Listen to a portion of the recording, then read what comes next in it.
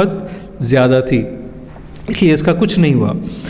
और फिर 49 से लेके यहाँ पर, मगर उसने एक और मुसलमानों के लिए नुकसानदा काम उसने ये किया। उसने कहा कि क्योंकि अब यहाँ राम लल्ला है, यहाँ पर इनको मेंटेन करने के लिए, उनके भोजन के लिए हमको पुजारी की ज़रूरत होगी, तो हम 3 पुजारी की हम परमिशन दे रहे हैं। यानी नमाज़ पढ़ने के लिए किसी को परमिशन नहीं है, मगर वहाँ हिंदूज़ को भी जाने की इजाज़त तो नहीं थी, मगर उनके जो पुजारी थे वो वहाँ जा सकते थे ताकि वो राम लल्ला को खाना वाना उनके सामने रखें और उसके प्रोटेक्शन करें। तो इस तरह 1949 को इसका स्टेटस चेंज कर दिया गया और बाहर से इसको सील कर दिया गया। इसके बाद भी हम देखते हैं कि आरएसएस का जो एजेंडा रहा उसमें बाबरी मस्जिद कभी भी वॉज नॉट अ सेंटर। ये इनके अगर इन एजेंडे के में आया, ये हुआ 1980s में। 1980s में बहुत सारे ऐसे वाक़यात हुए जिसकी वजह से 1992 का वाक़या पेश आया।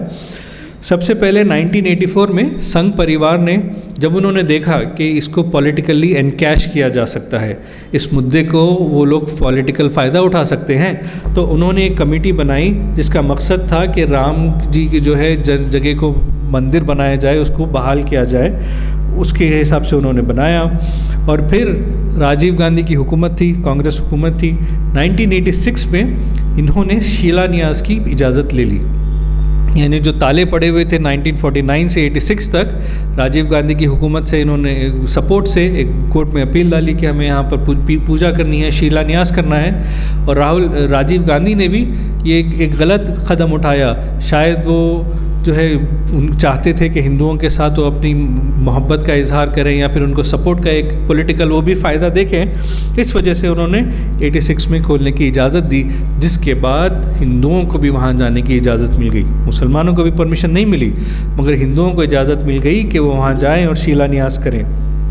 और फिर 1-2 और वाक़यात हुए जिसकी वजह से पूरे हिंदुस्तान में एक प्रोपेगेंडा फैलाया गया और राम जी की तरफ जो है लोगों की आस्थाओं को, उनके बिलीफ्स को उभारा गया। आपको शायद याद होगा, हम तो खैर जब शायद पैदा हुए थे और बहुत छोटे थे, 1987 और 88 में एक प्रोग्राम दूरदर्शन पर शुरू हुआ जिसका नाम था रामायण। रामायण क्या है? रामायण राम जी की कहानी है, उनकी जो स्टोरी है उसको इन्होंने दूरदर्शन पर एयर करना शुरू किया। ज़ाहिर सी बात है, दूरदर्शन एक गवर्नमेंट के डिपार्टमेंट के ज़रिए चलता है और जो हुकूमत चाहती है वही होता है। ये भी राजीव गांधी के दौर में हुआ। इसका असर क्या हुआ?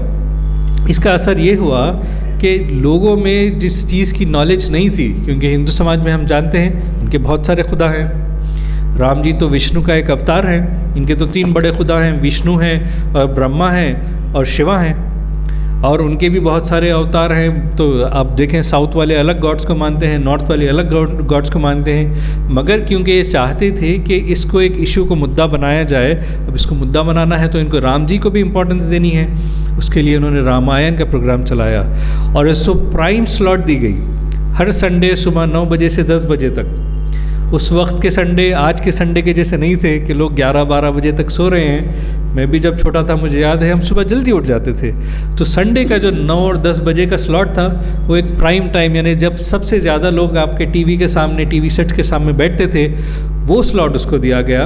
और पूरे हिंदुस्तान में इस रामायण के ज़रिए राम जी की जो असल इनका मकसद मंदिर बनाने का था उसका प्रोपेगेंडा चलाया गया। ये एक सॉफ्ट तरीके से चलाया गया। ज़ाहिर सी बात है, प्रोग्राम में ये तो नहीं कहा गया कि मंदिर वहाँ बनाई जाए, मगर उनकी अहमियत को उभारने के लिए, क्योंकि जिस चीज़ की इंसान को नॉलेज नहीं है उसकी तरफ तो उसकी तवज्जो नहीं होगी। तो उनका पहला काम ये था कि इनके ताल्लुक़ से अवेयरनेस बढ़ाएं, राम जी के ताल्लुक़ से अवेयरनेस बढ़ाएं, लोगों की उनसियत उनसे बढ़ाएं और फिर इसको एक मुहिम के तौर पर एनकैश करें। जब इन्होंने देखा कि ये तो बहुत चल गया और जो है उसकी TRPs बढ़ने लगी रामायण की, तब बीजेपी ने इसको एनकैश किया और राम यात्रा अडवाणी ने शुरू की। राम जो रथ यात्रा, जो LK अडवाणी उस वक्त बीजेपी के प्रेसिडेंट थे, उन्होंने पूरे हिंदुस्तान में रथ यात्रा निकाली। जहाँ जहाँ ये यात्रा गई वहाँ वहाँ खून रेज़ी का माहौल हुआ और अक्सर मुसलमानों का खून बहाया गया। और कई जगह तो इनको रोकने की कोशिश की गई, मगर जब तक, जैसे मैंने कहा कि लोगों के अंदर एक जज्बात उभर चुके थे, उनके वो चाहते थे कि वहाँ पर मंदिर बनाई जाए, ये प्रोपोगेंडा इनका काम कर चुका था। तो 1990 से जो रथ यात्रा निकली, इसका एक कल्बिनेशन, जो इसका जो इख्तिताम हुआ वो 1992 से हुआ, जब कार सेवकों ने 1992 में अयोध्या में जमा हो गए लोगों ने, और बहुत सारी हुकूमतें और मुसलमानों ने इसके ख़िलाफ़ कंप्लेन की कि भाई क्या वजह है 10-12 हज़ार कार सेवक एक मुकाम पर जमा हो गए। तो वहाँ जो बीजेपी की हुकूमत थी, कल्याण सिंह उसके चीफ मिनिस्टर थे, उन्होंने तयक़ुन दिया सुप्रीम कोर्ट को, एफिडेविट सबमिट किया कि we will maintain law and order, क्योंकि सुप्रीम कोर्ट को भी इस बात की तशवीश थी, क्योंकि लोगों ने सुप्रीम कोर्ट से मुसलमानों ने रुजू किया था, तो उन्होंने उनको तयक़ुन किया कि हम लॉ एंड ऑर्डर को मेंटेन करेंगे और हम जो है बाबरी मस्जिद को नुकसान से बिल्कुल बचाएंगे, कुछ नुकसान नहीं होने देंगे। उस वक्त प्राइम मिनिस्टर जो है ख़ुद हमारे स्टेट के जो है PV नरसिम्हा राव थे, कांग्रेस के थे। हालांकि इन्होंने गांधी टोपी पहन रखी थी, मगर अगर इनका किरदार का आप मुशाहिदा करें, इन्हें समझने की कोशिश करें, तो गांधी टोपी के साथ साथ इन्होंने RSS की चड्डी भी पहन रखी थी। इन्होंने बहुत ही तासुबाना रवैया अख्तियार किया।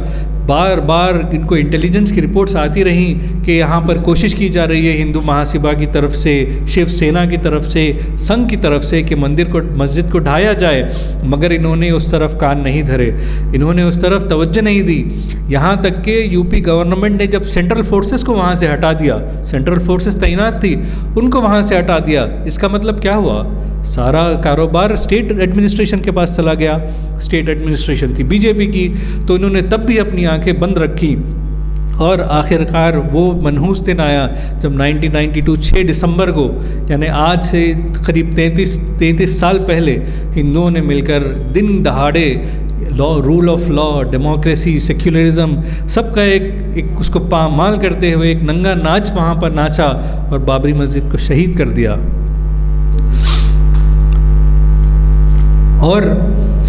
और ये तमाशा दिन दहाड़े हुआ। उस वक्त वीडियो कैमरे आ चुके थे, टीवी पे चल रहा है, न सिर्फ नेशनल मीडिया, इंटरनेशनल मीडिया मौजूद है। वहाँ पर BBC ने रिकॉर्डिंग की, BBC की बहुत सारी डॉक्यूमेंट्रीज है कि किस तरीके से बीजेपी के लीडर्स, RSS के लीडर्स वहाँ पिंडाल डालकर खड़े थे, लोगों को उकसा रहे थे। मैंने अटल बिहारी वाजपेयी की स्पीच सुनी, उन्होंने कहा कि इस धरती को समतल करना पड़ेगा, यानी यहाँ जो नोकीले पत्थर हैं इनको हटाना पड़ेगा और इसको फ्लैट करना पड़ेगा। क्या मतलब है इसका? ये स्पीच उन्होंने दी 5 दिसंबर 1992 को, जिन्हें भारत रत्न का अफसोस है कि अवार्ड दिया गया। उन्होंने हिंदुओं को उकसाया, अडवाणी ने हिंदुओं को उकसाया, बीजेपी की, RSS की और इन तमाम संघ परिवार की तंजीमों ने उनको उकसाया और ये कारनामा अंजाम दिया। उसके बाद न सिर्फ ये, जब नरसिम्हा राव के सामने बात हुई, बहुत जाहिर सी बात है ये ब्लैक डे था हिंदुस्तान की तारीख़ का।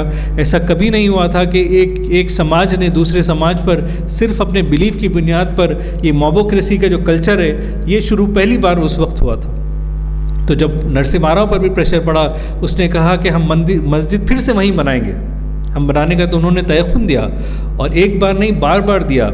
गवर्नमेंट का जो वकील होता है उसने सुप्रीम कोर्ट के सामने कहा कि हम वहाँ पर मस्जिद बनाएंगे, मगर आप जानते हैं ना वहाँ मस्जिद बनाई गई, ना उस तरफ कोई कोशिश की गई। वो तो बस मामला ठंडे करने के लिए उनके झूठे वादे थे जो मुसलमानों के साथ ये करते रहे और इस काम को इन्होंने टालते गए। 92 के बाद बहुत सारे फसादात हुए, पूरे मुल्क भर में फसाद हुए, मुसलमानों की फिर से बहुत जानी नुकसान हुआ, माली नुकसान हुआ। ख़ुद हमारे शहर में हमने देखा कि फसादात हुए, ख़ुद यहाँ आप करीब हैं एबिट्स के, यहाँ पर मुसलमानों का भी बहुत सारा नुकसान हुआ और केस चलता गया। मुसलमानों की तरफ से जो है मुस्लिम पर्सनल लॉ बोर्ड हो, सुन्नी वक्फ बोर्ड हो, और फिर हिंदुओं की तरफ से भी बहुत सारे पार्टीज़ थे।